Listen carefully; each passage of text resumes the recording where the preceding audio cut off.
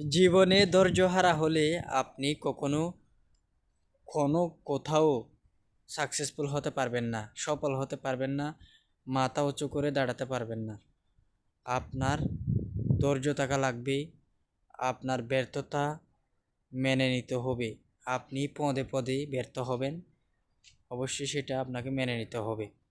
তো ইউটিউবে আমরা কাজ করি আর্নিং করার জন্য, ইউটিউব থেকে কিছুটা আয় করার জন্য, ঠিক আছে? তো ইউটিউবে অনেক লোক, হাজার হাজার লক্ষ লক্ষ মানুষ আর্নিং করতেছে ইউটিউবে নিয়মিত কাজ করে। কারণ ইউটিউব প্ল্যাটফর্মে টাকা আর্নিং করতে গেলে নিয়মিত ভিডিও আপলোড করতে হবে। নিয়মিত যদি আমরা ভিডিও আপলোড করতে পারি, তাহলে আমরা ইউটিউব প্ল্যাটফর্ম থেকে কিন্তু প্রতি মাসে আর্নিং করতে পারবো, ঠিক আছে?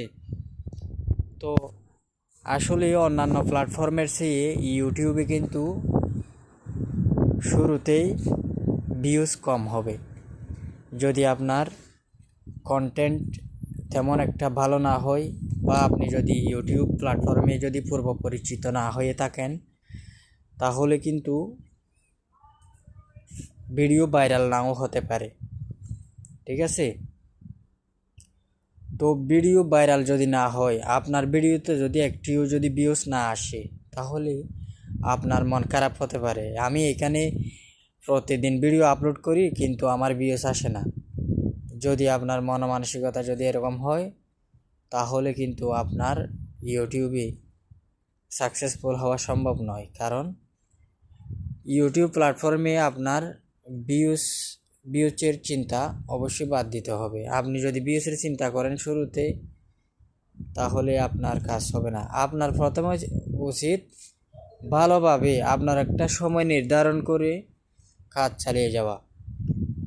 আপনার মনিটাইজেশন যতদিন চালু হবে না, ততদিন পর্যন্ত আপনাকে এই ইউটিউব প্ল্যাটফর্মে কাজ চালিয়ে যেতে হবে। যদি আপনি মাঝপথে গিয়ে কাজ বন্ধ করে দেন, তাহলে আপনার মনিটাইজেশন কখনো চালু হবে না।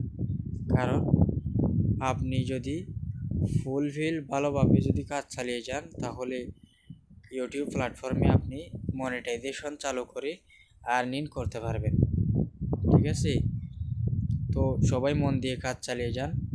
যারা নতুন ইউটিউবে আসতে চাচ্ছেন, ধৈর্য সহকারে কাজ চালিয়ে যান, ইনশাল্লাহ সফল কাম হবে।